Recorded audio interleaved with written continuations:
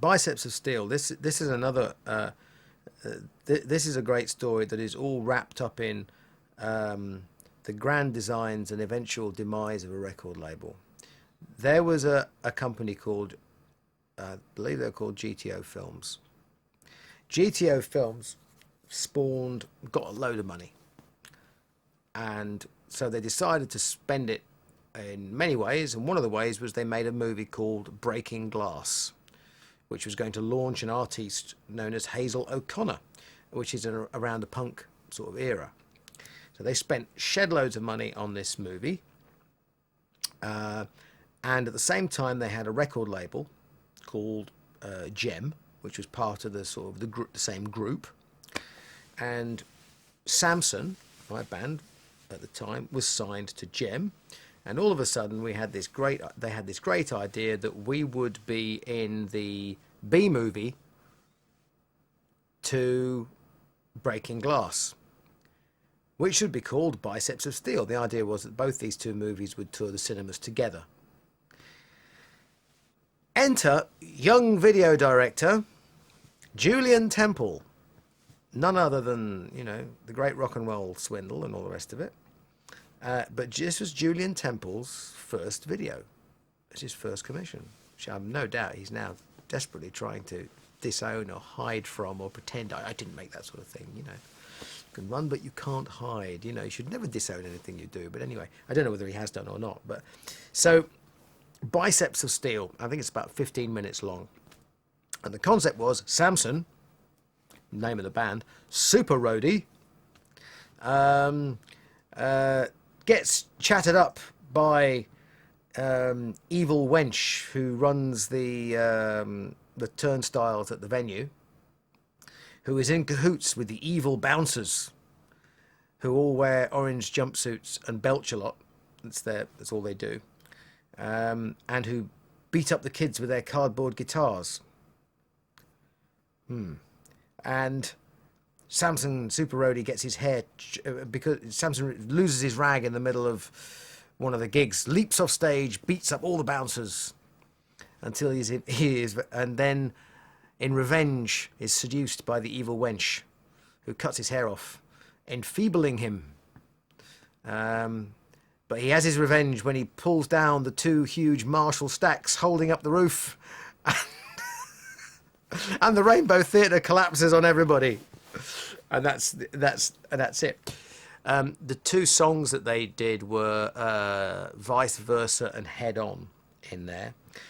The clip from Vice Versa actually makes an appearance in Incubus, the horror movie, which is a sort of cult horror movie called Incubus, which is far more notorious than Biceps of Steel. Nobody knows about Biceps of Steel, but shortly after we made the movie, which all these Italian kids came up a couple of years later saying, "Oh, I see you're in Incubus." I'm like, "Hey, I'm not in Incubus. Don't know anything about this." And they've used a clip out of Vice Versa in the movie, so that's how that particular thing occurred. The film company ran out of money. The movie wasn't a great success. Biceps of Steel was never shown in hardly any of the theatres. And then the record company shortly afterwards went bust. So it was a happy ending all round, really. And the next album we did, which was a very fine album called Shock Tactics, just ended up, we had a sort of top 30 album with the first album called Head On. And the next album, the record company went bust halfway through it. Our managers sued us and we sued them and we lost, and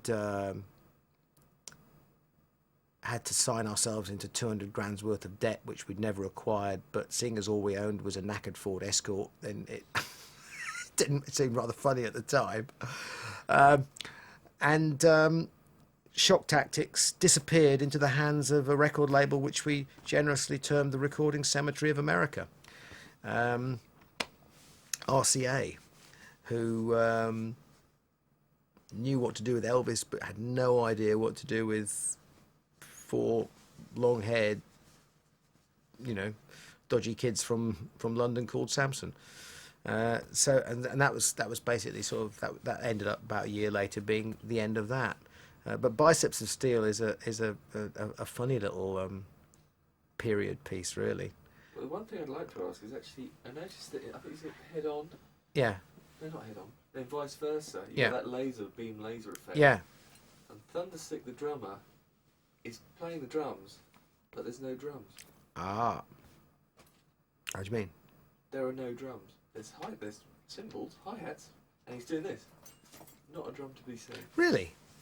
That's interesting. What the hell's he doing? Well, you know what? It may not even have been Thunderstick, because it actually was his brother-in-law. We had a stunt Thunderstick, which was his brother-in-law, came and sat in the cage, which was very easy because he was wearing a bag over his head. So because he was wearing the mask, we had stunt Thunderstick going in there. And in actual fact, Samson's super roadie is Thunderstick.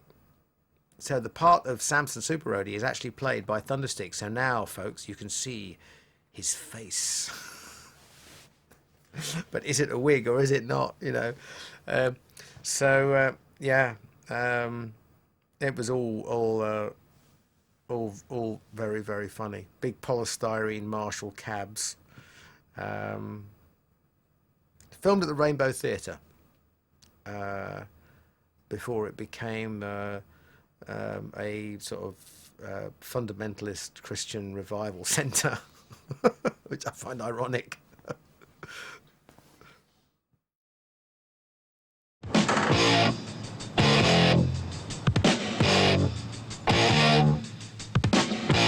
How's it hook up?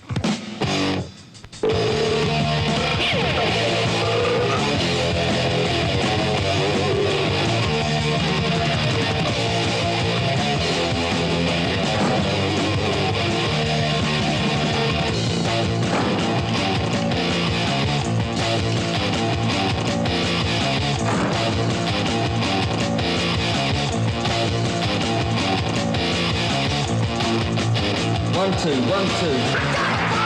I'm looking mean. I need a drink, I got a drink to think. You say I'm drunk, that's me in the mirror. Looking for a fight, sis. You come and hit me, falling to the ground. You need me in the good, I won't make a sound. Head over heels for a fight with you. I'm gonna teach you a trick or two. You know, in my life, I've been a fighting man. I